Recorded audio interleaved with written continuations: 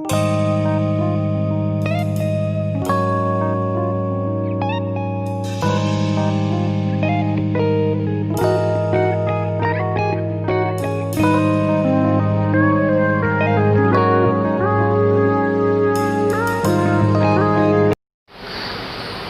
વિદ્યાર્થી મિત્રો, લોયેજ એસડીબી હાઈસ્કૂલની YouTube channel ઉપર આપનું હાર્દિક સ્વાગત છે. વિદ્યાર્થી મિત્રો, આજે આપણે ગુજરાતી વિષયની અંદર આમ તો ધોરણ 11 અને 12 બંને ધોરણની અંદર આવતો એક વ્યાકરણનો સરસ મજાનો મુદ્દો જે વિરુદ્ધાર્થીવાળા વાક્યો એ આપણે સમજવા માટે જઈ રહ્યા છે. વિદ્યાર્થી મિત્રો, ખાસ કરીને વિરુદ્ધાર્થી શબ્દ આમ તો છે કે આપણે પ્રાથમિક કક્ષાએથી ભણતા આવ્યા છે અને દર વર્ષે આપણે એના પ્રશ્નને જવાબ લખતા આવ્યા છે. પણ જ્યારે આપણે હવે ઉચ્ચ માધ્યમિક અભ્યાસ તરફ જઈ રહ્યા છે ત્યારે આ વિરુદ્ધાર્થી શબ્દને પૂછવાનું જે માળખું છે એમાં પણ સમયાંતરે ફેરફાર થયો છે. આપણે જાણીએ છીએ કે અગાઉના ધોરણોની અંદર જ્યારે વિરુદ્ધાર્થી શબ્દો પૂછાતા તો સીધી રીતે કાળું તો કે ધોળું, દિવસ તો કે રાત્રિ, નાનું તો કે મોટું, આ રીતે આપણે વિરુદ્ધાર્થી શબ્દના જવાબ આપી અને આપણો જવાબ છે પૂર્ણ કરતા હતા. જ્યારે હવે આપણે 11મા ધોરણમાં અથવા તો 12મા ધોરણમાં આવીએ છીએ અને તેમાં પણ વ્યાકરણ વિભાગની અંદર આ વિરુદ્ધાર્થી શબ્દ કે વિરુદ્ધાર્થી શબ્દો પૂછાય છે. પણ હવે એને પૂછવાની જે પદ્ધતિ છે, જે રીત છે એ હવે બદલાઈ છે અને એ હવે વિરુદ્ધાર્થી શબ્દવાળા વાક્ય પૂછાય છે. તો આપણે એ તરફ જોવા જઈએ, એ તરફ ધ્યાન આપવા જઈએ તો ધોરણ 11 અને 12મા ધોરણની અંદર પ્રશ્નપત્રમાં સી વિભાગની અંદર પ્રશ્ન ક્રમાંક 30 થી 34ની અંદર આ વિરુદ્ધાર્થી શબ્દવાળા વાક્યો એ રીતે પ્રશ્નો પૂછાય છે. અને આ વિરુદ્ધાર્થીવાળા જે વાક્યો છે કઈ રીતે પૂછાય છે તો કે એમાં સ્પષ્ટ સૂચના આપેલી હોય છે કે તમે અહીંયા ધ્યાનથી જોઈ શકો છો કે વાક્યોનો અર્થ ન બદલાય તે રીતે રેખાંકિત શબ્દોના સ્થાને તેનો વિરુદ્ધાર્થી શબ્દ લખી અને વાક્ય ફરીથી લખો. ફરીથી જોઈએ મિત્રો, કોઈ વાક્ય આપેલું હશે અને ઉપર સૂચના આપેલી હશે કે વાક્યોનો અર્થ ન બદલાય તે રીતે રેખાંકિત શબ્દોના સ્થાને તેનો વિરુદ્ધાર્થી શબ્દ લખી વાક્ય ફરીથી લખો. આ સૂચના આપણે વાંચ્યા પછી સમજવાનો પ્રયત્ન કરીએ છીએ તો બે વસ્તુ આપેલી છે. એક તો આપેલું જે વાક્ય છે એમાં રેખાંકિત શબ્દ આપણે સૌપ્રથમ શોધવાનું છે. રેખાંકિત શબ્દ એટલે શું તો કે જે શબ્દની નીચે રેખા અંકિત કરેલી છે તે રેખાંકિત શબ્દ, જેને આપણે અંગ્રેજીમાં અંડરલાઇન શબ્દ તરીકે અંડરલાઇન તરીકે પણ ઓળખીએ છીએ. તો જે આપેલું જે વાક્ય છે એમાં રેખાંકિત શબ્દ કયો છે તો અહીંયા પ્રથમ વાક્યની અંદર આપણે જોઈ શકીએ છીએ કે અહિંસામાં એ રેખાંકિત શબ્દો છે. તો રેખાંકિત શબ્દ જે આપેલો છે ત્યાં શું કરવાનું છે તો કે તેનો વિરુદ્ધાર્થી શબ્દ લખવાનો છે. જે કોઈ રેખાંકિત શબ્દ આપેલો છે તેનો સૌપ્રથમ આપણે એનો વિરોધી જે શબ્દ આવતો હોય એ લખવો પડે. દાખલા તરીકે અહિંસા, અને અહિંસાનો વિરોધાર્થી શબ્દ કયો થશે તો કે હિંસા. અહિંસાનો વિરુદ્ધાર્થી શબ્દ આપણે હિંસા લખ્યો અને પછી જો આપણે વાક્ય જવાબ લખીએ કે ગાંધીજી હિંસામાં માનતા, ગાંધીજી હિંસામાં માનતા હતા, જો આટલું કરીને આપણે બેસી જઈએ તો આપણો જવાબ હજી સાચો બન્યો નથી. શું કામ તો કે અહીંયા સૂચનામાં સ્પષ્ટ લખ્યું છે કે વાક્યોનો અર્થ ન બદલાય તે રીતે. આપણે વિરુદ્ધાર્થી શબ્દ પણ લખવાનો છે અને વાક્યનો અર્થ પણ ન બદલાવો જોઈએ. તો એ માટે શું કરવું પડશે તો કે વાક્યની અંદર આપણને કેટલાક ફેરફાર કરવા પડશે. જો એ ફેરફાર નહીં કરીએ તો વાક્યનો અર્થ છે એ બદલાઈ જશે, અર્થ છે એ જળવાતો નથી. અને જેથી કરી અને આપણે શું કરવું પડશે તો કે આ વિરુદ્ધાર્થી શબ્દવાળા વાક્ય લખતા હોય ત્યારે આપણે બે બાબતો ખાસ ધ્યાન રાખવી પડશે. એક તો આપેલો જે શબ્દ છે તેનો વિરુદ્ધાર્થી અર્થગત શબ્દનો વિરુદ્ધાર્થી શબ્દ શોધવો પડે. અને બીજી વાત એ છે કે આપેલું વાક્ય જો હકારમાં હોય તો એને નકારમાં ફેરવવું પડે, અને જો નકારમાં હોય તો તેને આપણે હકારમાં ફેરવવું પડે. આ પ્રક્રિયા કરશું એટલે ઇઝીલી એકદમ આપણે સરળ બની જશે આખી પ્રશ્ન. હવે ફરીથી જોઈએ, ગાંધીજી અહિંસામાં માનતા હતા અને એમાં રેખાંકિત શબ્દ હતો અહિંસામાં, તેનો વિરુદ્ધાર્થી શબ્દ આપણે લખી નાખ્યો છે હિંસામાં. તો આ રીતે આપણે વાક્ય બનશે કે ગાંધીજી હિંસામાં માનતા હતા. પણ હિંસામાં માનતા હતા એવું લખ્યું તો આપણા વાક્યનો અર્થ છે એ બદલાઈ ગયો છે. એટલે શું કરવું પડશે?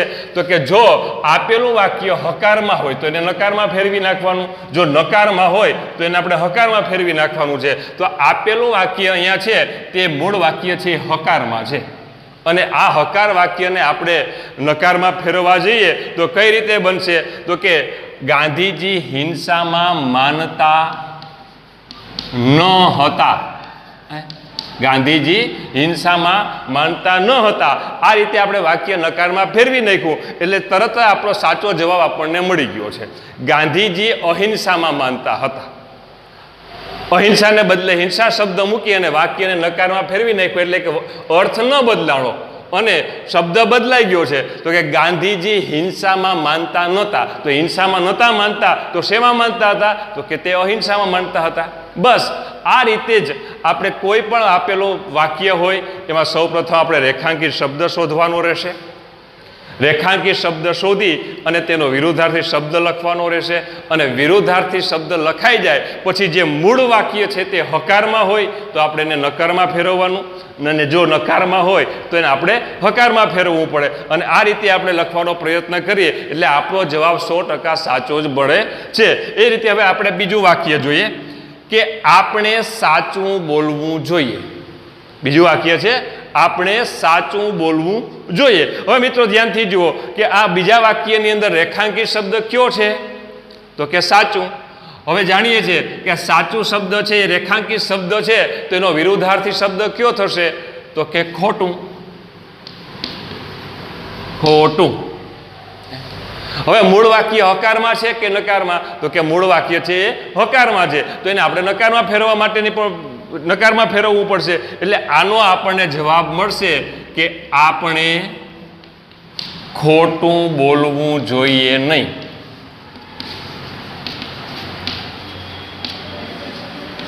આપણે ખોટું બોલવું જોઈએ નહીં, જેથી કરી અને આપણો વાક્યનો અર્થ ન બદલાયો અને અહીંયા વિરુદ્ધાર્થી શબ્દ પણ લખાઈ ગયો છે. આપણે ખોટું બોલવું જોઈએ નહીં એનો અર્થ એવું છે કે આપણે સાચું બોલવું જોઈએ, અર્થ ન બદલાયો અને વિરુદ્ધાર્થી શબ્દ પણ વાક્યમાં સમાવેશ પામ્યો છે. એ જ રીતે ત્રીજું વાક્ય તરફ આપણે દ્રષ્ટિપાત કરીએ. ખોદકામ કરવું ભોજા માટે અઘરું નથી. ખોદકામ કરવું ભોજા માટે અઘરું નથી. મિત્રો આમાં જુઓ જે રેખાંકિત શબ્દ કયો છે? તો કે અઘરું. હવે આ અઘરું રેખાંકિત શબ્દ છે તો કે અઘરા શબ્દનો વિરુદ્ધાર્થી અર્થ શબ્દ કયો થશે? તો કે અઘરાનો વિરુદ્ધાર્થી શબ્દ થશે સહેલું. અઘરાનો વિરુદ્ધાર્થી શબ્દ છે સહેલું. હવે મિત્રો જોઈએ કે ખોદકામ કરવું ભોજા માટે સહેલું નથી. હવે આ મૂળ વાક્ય છે એ નકાર છે, તો આપણે પહેલા જ ચર્ચા કરી ગયા છે કે જો વાક્ય હકારમાં હોય તો એને નકારમાં બદલી નાખવું, અને જો નકારમાં હોય તો એને હકારમાં બદલી નાખવું. હવે આ વાક્ય છે એ નકાર વાક્ય છે, તો આ નકાર વાક્ય છે તો એને શેમાં ફેરવવું પડશે? હકારમાં. અને એ હકારમાં વાક્ય ફેરવતા આપણને આ રીતે લખીશું કે ખોદકામ કરવું ભોજા માટે સહેલું છે. નથીનું છે નકારનું હકાર, અને જવાબ મળ્યો કે ખોદકામ કરવું ભોજા માટે સહેલું છે. અથવા તો આપણે વધારે એ વાક્યને વધારે અભિવ્યક્તિ સાધવી હોય તો ભોજા માટે સાવ સહેલું છે આવો શબ્દ પણ અહીંયા આપણે ઉમેરી શકીએ છીએ કે ખોદકામ કરવું ભોજા માટે સાવ સહેલું છે. એ જ રીતે મિત્રો પછીનું ચોથું વાક્ય પણ આપણે સમજવાનો પ્રયત્ન કરીએ, અને એ વાક્ય છે બધા રાજાઓ આશાવાદી અને અભિમાની હોય છે. ફરીથી જુઓ મિત્રો, બધા રાજાઓ આશાવાદી અને અભિમાની હોય છે. હવે મિત્રો તમે જોયું હશે કે ઉપરના 3 વાક્ય કરતાં આ ચોથું વાક્ય છે એમાં આપણે કંઈક વિશેષ લાગ્યું, કારણ કે અગાઉ એક શબ્દ નીચે આપણને રેખા દોરેલી હતી, અંડરલાઈન કરેલી હતી. હવે અહીંયા તમે જુઓ વાક્ય એક છે અને બે શબ્દો છે રેખાંકિત થયેલા છે, અને આપણે આ બંને શબ્દો જે રેખાંકિત કરેલા છે એ બંને શબ્દોના આપણે વિરુદ્ધાર્થી શબ્દ પણ લખવા પડશે. જો મૂળ વાક્ય હકાર હશે તો એને આપણે નકારમાં ફેરવવું પડશે. તો આપણે એનો જવાબ મેળવવાનો પ્રયત્ન કરીએ, અને સૌ પ્રથમ આપણે પહેલો રેખાંકિત શબ્દ છે આશાવાદી. આશાવાદી શબ્દનું વિરુદ્ધાર્થી શું થશે મિત્રો? તો કે નિરાશાવાદી.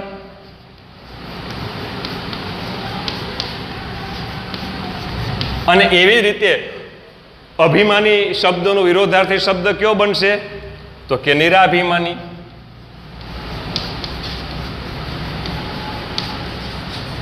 હવે આ બંને રેખાંકિત શબ્દના આપણને વિરોધી શબ્દ મળી ગયા છે. પછી આપણે અગાઉ કર્યું છે તે જ રીતે આપણે લખીશું કે બધા રાજાઓ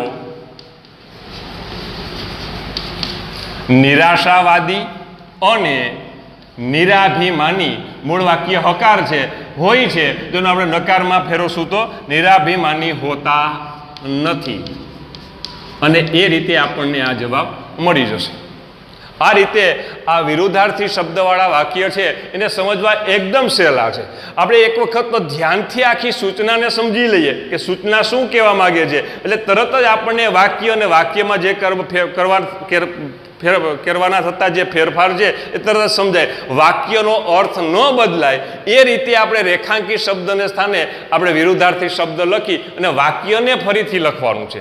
નહીં મિત્રો, કેટલીક વખત આપણે એવું કરતા હોઈએ કેટલાક વિદ્યાર્થી મિત્રો કે મૂળ રેખાંકિત શબ્દ છે તો એનો વિરુદ્ધાર્થી શબ્દ લખી નાખે છે, પણ વાક્યમાં કોઈ ફેરફાર કરતા નથી ને જેને કારણે વાક્યનો અર્થ બદલી જવાનો સંભવ છે. એના માટે ખાસ આ યાદ રાખવું પડશે કે જો મૂળ વાક્ય હકાર હોય તો એને નકારમાં ફેરવવું પડે, નકાર હોય તો એને આપણે હકારમાં.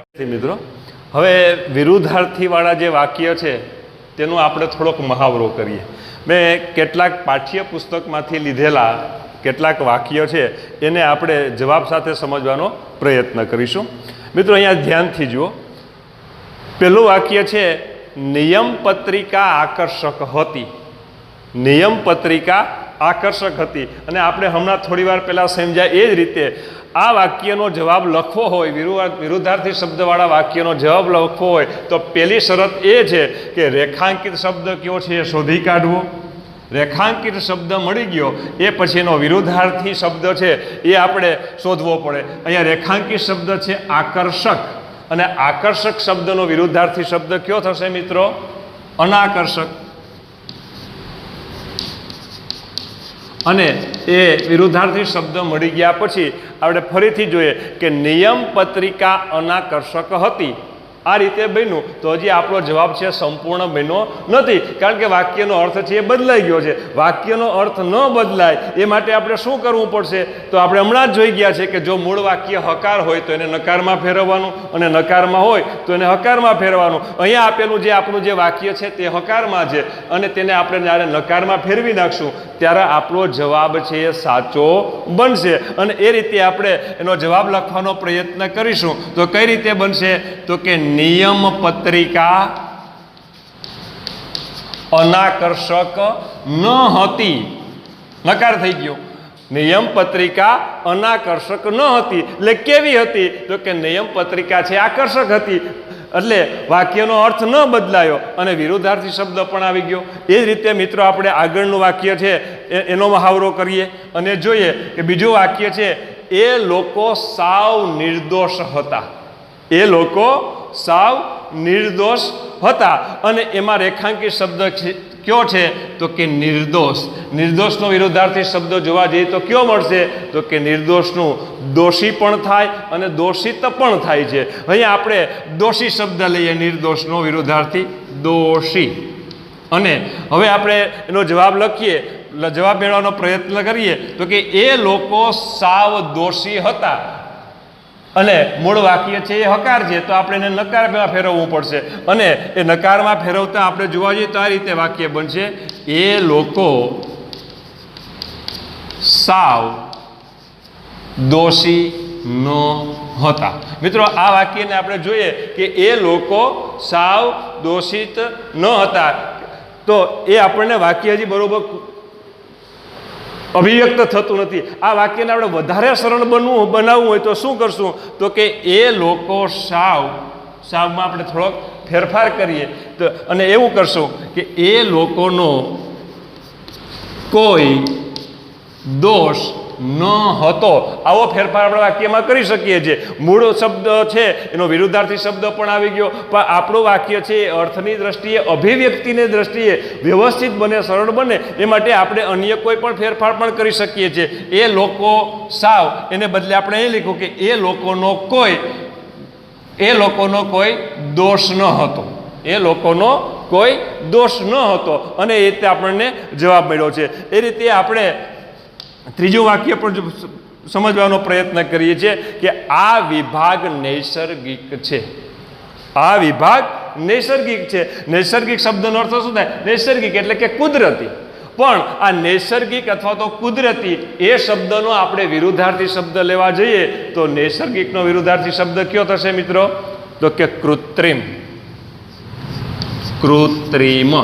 અને એ વિરુદ્ધાર્થી શબ્દ મળી ગયા પછી આપણે અગાઉ જોયું છે એ જ વાતનું પુનરાવર્તન કરવાનું છે. મૂળ વાક્ય છે એ હકારમાં છે તો આપણે એને નકારમાં ફેરવવાનું છે, નકારમાં છે તો આપણને એને હકારમાં ફેરવવાનું છે. અને એ રીતે જોતા આ વિભાગ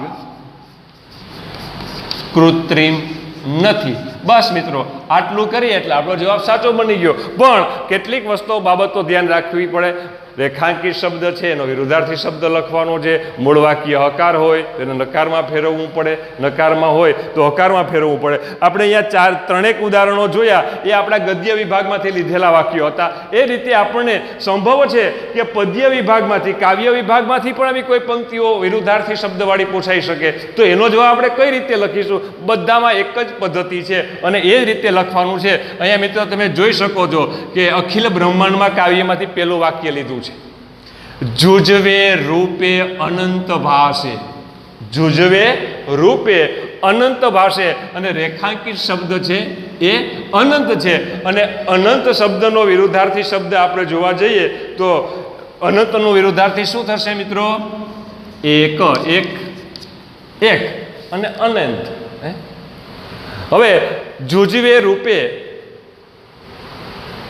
જુજવે રૂપ મૂળ વાક્ય છે હકાર છે, આપણે નકારમાં ફેરવવું પડશે. તો જવાબ લખતા આવશે કે જુજવે રૂપે એક ન ભાષે. જુજવે રૂપે એક ન ભાષે. એક ન ભાષે એટલે કે અનંત ભાષે છે. તો આ રીતે આપણે આ વાક્યનો જવાબ છે એ લખી શક્યા છે કે જુજવે રૂપે એક ન ભાષે. એ રીતે પછી મિત્રો પછીનું વાક્ય જુઓ. નરકનું દુઃખ ન પામે ઘેર. નરકનું દુઃખ ન પામે ઘેર. અને આ મિત્રો આ વાક્ય ઉપર નજર કરશો એટલે ખ્યાલ આવશે કે અહીં બે શબ્દોની નીચે રેખા દોરેલી છે, અંડરલાઈન કરેલી છે. એટલે આપણે બંને શબ્દોનો વિરુદ્ધાર્થી શબ્દ લખવો પડશે અને પછી જ આપણે જવાબ લખી શકીશું. તો પેલો નરક, નરકનો વિરુદ્ધાર્થી કયો શબ્દ કયો થશે મિત્રો? તો કે સ્વર્ગ. સ્વર્ગનું. બીજો શબ્દ છે દુઃખ. દુઃખનું વિરુદ્ધાર્થી શું થશે? તો કે સુખ. ન પામે ઘેર. તો આ નકાર વાક્ય છે, આ નકાર આપણે કાઢી નાખીએ અને સીધું લખીએ કે પામે ઘેર. અને આપણને જવાબ મળ્યો કે સ્વર્ગનું સુખ પામે ઘેર. અને એ રીતે આપણો જવાબ છે સાચો બની ગયો. વિરુદ્ધાર્થી શબ્દ પણ લખાઈ ગયા. નકાર વાક્ય હતું તો એને આપણે હકારમાં પણ ફેરવી નાખ્યું અને એને કારણે આપણને સીધો જવાબ એનો મળી ગયો છે. એ રીતે પછી છઠ્ઠું વાક્ય જોવાનો પ્રયત્ન કરીએ કે સૌંદર્યનું એ છેલ્લું દર્શન છે. સૌંદર્યનું એ છેલ્લું દર્શન છે. અને એ વાક્યમાં પણ જોઈએ કે રેખાંકિત શબ્દ કયો છે? તો કે છેલ્લું. અને છેલ્લું શબ્દનો વિરુદ્ધાર્થી શબ્દ કયો બનશે? તો કે પ્રથમ અથવા પહેલું. પ્રથમ. અને મૂળ વાક્ય હકાર છે એને આપણે નકારમાં ફેરવવું પડશે. અને એ બધા ફેરફાર કરતા વાક્ય કેવું બનશે? તો કે સૌંદર્યનું એ પ્રથમ દર્શન નથી. સૌંદર્યનું એ પ્રથમ દર્શન નથી. અને એ રીતે આપણે આનો જવાબ લખી શકીશું. મિત્રો હવે આ બધા ઉદાહરણો ઉપરથી આપણને ખ્યાલ આવી ગયો છે કે વિરુદ્ધાર્થી શબ્દવાળા વાક્યની અંદર આપણે શું શું કરવાનું છે. ફરી એક વખત પુનરાવર્તન કરી લઈએ, ફરી એક વખત સૂચના સમજી લઈએ કે વાક્યનો જે આ પ્રશ્નપત્રની અંદર આપેલા જે વાક્યો છે એની વાત છે કે વાક્યનો અર્થ ન બદલાય તે રીતે રેખાંકિત શબ્દને સ્થાને વિરુદ્ધાર્થી શબ્દ લખી અને વાક્યને ફરીથી લખવાનું છે. રેખાંકિત શબ્દને સ્થાને વિરુદ્ધાર્થી શબ્દ પણ લખવાનો છે અને વાક્યનો અર્થ ન બદલાય એ રીતે વાક્યને ફરીથી લખવાનું છે. જ્યારે ફરીથી લખીએ છીએ અને વાક્યનો અર્થ ન બદલાય એ રીતે લખવું હોય તો આપણે જોઈ ગયા છે કે શું કરવું પડે? મૂળ વાક્ય હકાર હોય તો એને નકારમાં ફેરવવું પડે. મૂળ વાક્ય જો નકાર હોય તો એને હકારમાં ફેરવવું પડે. આ ફેરફાર કરવાથી આપણનો જવાબ છે એ સચોટ મળી જાય છે. અને પ્રશ્નપત્રની અંદર વિભાગ સીની અંદર પ્રશ્ન ક્રમાંક 30 થી 34 સુધીમાં આપણને આ વિરુદ્ધાર્થી શબ્દવાળા પ્રશ્ન છે એ પૂછાય છે. કુલ 5 પ્રશ્ન પૂછાય છે, 5 વાક્ય પૂછાય છે અને એમાંથી કોઈ પણ 4 વાક્યોનો જવાબ આપણે લખવાનો થાય છે. મિત્રો 5માંથી કોઈ પણ 4 વાક્યોનો જવાબ આપણને લખવાનો થાય છે અને એ રીતે આપણે જે રીતે સમજ્યા છે એ રીતે જ આ બધા જવાબ લખવાનો થાય. પણ લાસ્ટમાં છેલ્લે એક સરસ મજાનું એક વાક્ય લખ્યું છે કે પાણી વિના ખેતરો સુકાવા દેશો નહીં. ફોર એક્ઝામ્પલ માટે લખ્યું છે. આપણે અહીંયા મેથડ એ જોઈ ગયા કે રેખાંક કે ભાઈ વિરુદ્ધાર્થી શબ્દવાળા વાક્ય લખવા હોય તો એમાં શું કરવું પડે, તો કે રેખાંકિત શબ્દ છે તે જગ્યાએ વિરુદ્ધાર્થી શબ્દ લખી ગયો. મૂળ વાક્ય હકાર હોય તો એમાં નકારમાં ફેરવી નાખો, નકારમાં હોય તો હકારમાં ફેરવી નાખો અને જવાબ મળી જાય. મિત્રો આ રીતે 99% વાક્યની અંદર આ જ કરવાનું છે. પણ ક્યારેક કેટલીક વખત કેટલાક અપવાદરૂપ એવા વાક્ય પૂછાય છે કે એમાં હકાર અને નકારની સાથે બીજો પણ કંઈક ફેરફાર કરવો પડે એવો છે. કયો અહીંયા મેં નીચે એક વાક્ય લખ્યું છે એ તમે ધ્યાનથી જુઓ, વાંચો અને સમજો. પાણી વિના ખેતરો સુકાવા દેશો નહીં. પાણી વિના ખેતરો સુકાવા દેશો નહીં. અને હવે મિત્રો જુઓ છે કે અહીંયા રેખાંકિત શબ્દ કયો છે, તો કે સુકાવા, સુકાઈ જવું. સુકાઈ જવાનું વિરુદ્ધાર્થી છે એ ભીનું રાખવું અને આપણે અહીંયા ભીના શબ્દ લખી નાખીએ. ભીના અર્થાત ભીંજાયેલા. અને હવે આપણે આ રીતેનો જવાબ લખી અગાઉના વાક્યમાં લખ્યું છે તો કે પાણી વિના ખેતરો. મૂળ વાક્ય કેવું છે? નકાર નહીં છે. હવે એને આપણે અકારમાં ફેરવી નાખશું તો શું થશે? પાણી વિના ખેતરો ભીના રાખશો.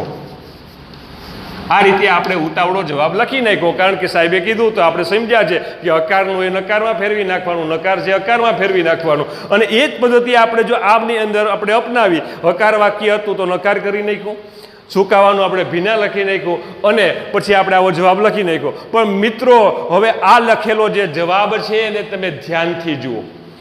પાણી વિના ખેતરો ભીના રાખશો. મિત્રો કઈ રીતે બનશે? ખેતરને ભીનું રાખવું હોય તો શેની જરૂર પડશે? પાણીની જરૂર પડશે. હવે અહીંયા આપણે જવાબ લખ્યો છે તો એમાં તો એમ લખ્યું છે કે પાણી વિના ખેતરો ભીના રાખશો. તો મિત્રો પાણી વિના કઈ રીતે ખેતરો ભીના રહેશે? ખેતરને ભીનું રાખવું હોય તો પાણીની જરૂર પડશે. એટલે આવા વાક્ય હોય તો આમાં આવા પણ ફેરફાર કરવા પડે, વિના શબ્દ કાઢી નાખવો પડે અને એની જગ્યાએ આપણે ફેરફાર કરીને લખવું પડે છે પાણીથી. પાણીથી ખેતરો ભીના રાખશો ત્યારે આપણનો જવાબ છે સાચો બને છે. તો મિત્રો સરસ રીતે આપણે વિરુદ્ધાર્થી શબ્દવાળા વાક્યો અને એમાં થતા ફેરફારો વિશે બહુ વિગતે વાત કરી છે. આ વિરુદ્ધાર્થી વાક્યવાળા જે શબ્દો છે, વાક્યો છે, એનો વધારે મહાવરો કરવા માટે આપણી પાસે પાઠ્યપુસ્તક છે, નવનીત છે, અપેક્ષિત છે. એમાંથી આવા વાક્યો શોધી, રેખાંકિત શબ્દોવાળા વાક્ય શોધી અને એના જવાબ લખવાનો પ્રયત્ન કરજો, મહાવરો કરવાનો પ્રયત્ન કરો કે જેથી કરી અને આપણું આ જ્ઞાન છે એ દઢીકરણ થઈ શકે. અસ્તુ છે.